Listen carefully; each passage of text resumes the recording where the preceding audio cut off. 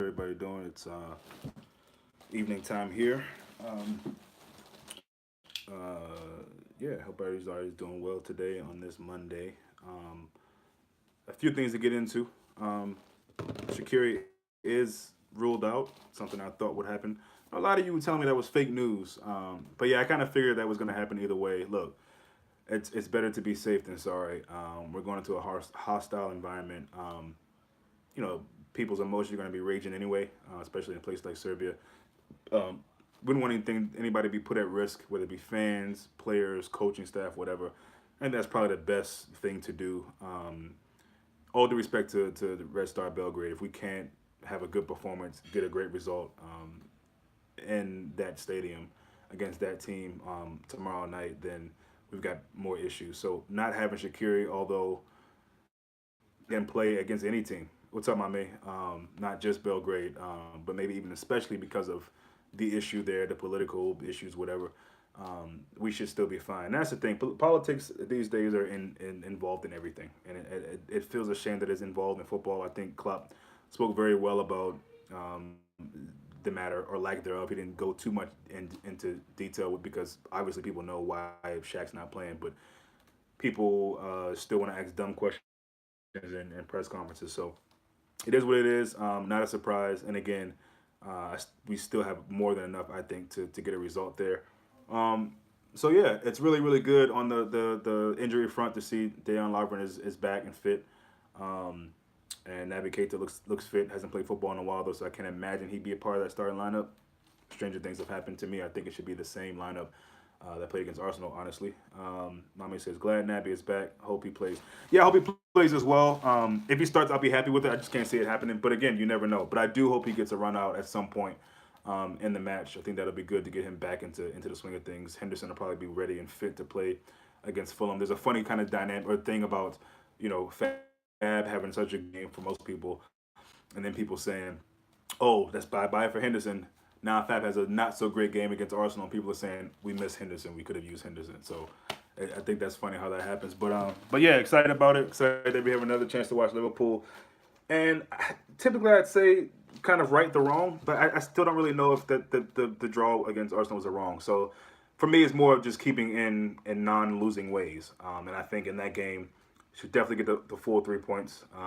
We know it'll be tough. The manager for Red Stars come out and said we're in for a rude awakening, and we're in for something that we probably can't even imagine. So, listen, Liverpool has gone to tough places: Roma, Sevilla, you name it. We've been to tough atmospheres, quote unquote, maybe even intimidating atmospheres, and we've done well. So, I as a supporter am not too worried about it. I do think it'll probably be a tougher match than it was at Anfield. That goes without saying. I think most away matches in Europe should be more difficult, and you plan for that, and you look forward to embracing that. And at the end of the day, if we're scoring goals, enjoying our football, doing the things that we know we can do at a high level, then the crowd kind of goes out of the window. Now, some of these fans, they'll cheer no matter what. If we're down 4-0, or if they're down 4-0, 5-0, 6-0, they'll still be cheering. But at the end of the day, the cheering's not going to do much if we're spanking them that well. So, or spanking them that bad. So, again, I don't think it's gonna be a walk in the park. We know what happened when Napoli went there. That's a separate game, though. A lot of people will use that as another scare tactic. Oh, Liverpool, you better watch out. You see what happened with Napoli. That's a different situation.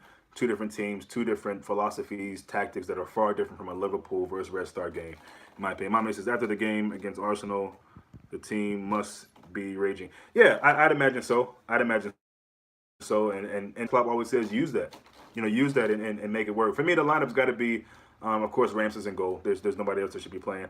They have to perform. Yeah, I agree. I think Gomez comes in. I think Klein is ill.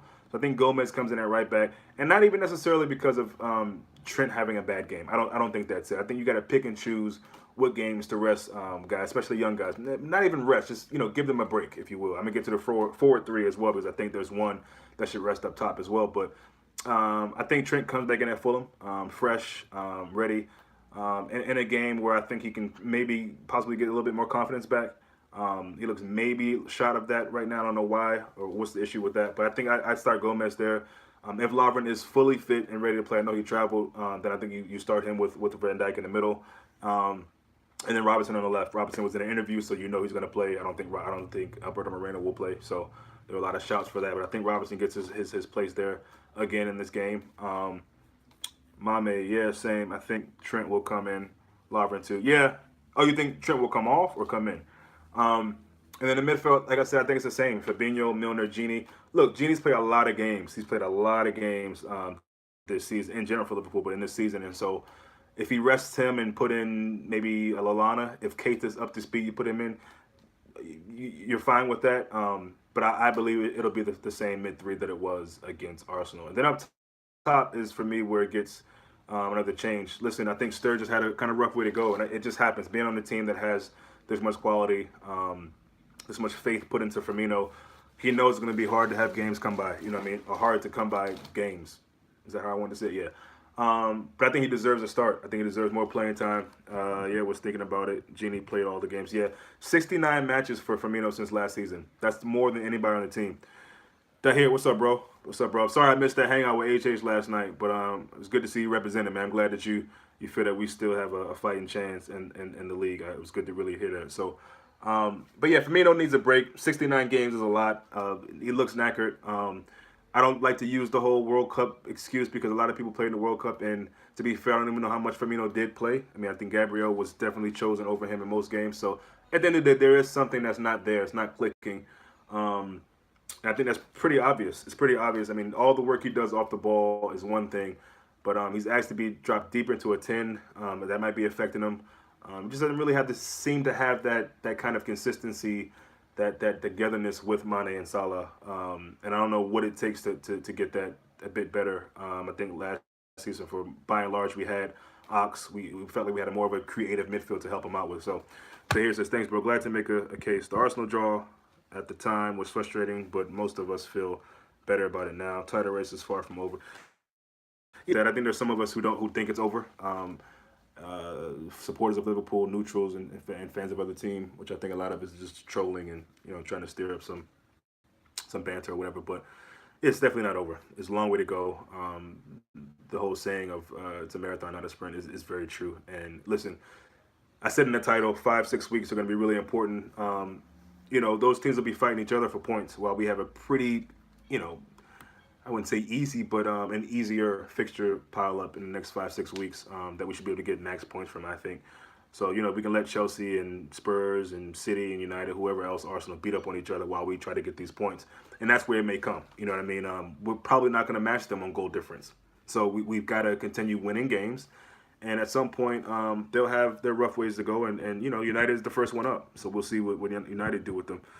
The here says, with Shaq out, I'd go with Alana tomorrow. Yeah, Red Star and Gomez back. Yeah, I said the same thing about Gomez. Seeing as if it will be hostile there. Yeah, big considering Napoli. Yeah, exactly. The next 5 league games will say a lot about us for sure. Yeah, next game versus the Big Six is United. Yep. So we got a nice little cushion of games, and I think we'll be fine. But yeah, mainly just want to come here and wrap up the kind of news about Shaqiri and him not traveling. I think that's probably the best thing for him, for the club, and for everyone involved. Really, there still could be things that pop up, but I think it's a better chance that things won't be too out of control with him not being there.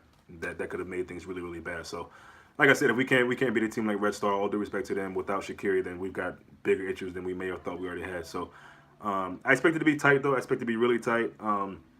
Maybe like a 2-0, 2-0. I don't expect to concede, but that's been me every game. With this defense, I just don't really see us conceding a whole lot of goals. So should be tight though, and I think we'll come out on top. It'll be early kickoff here, somewhere around 12:30, 12:50.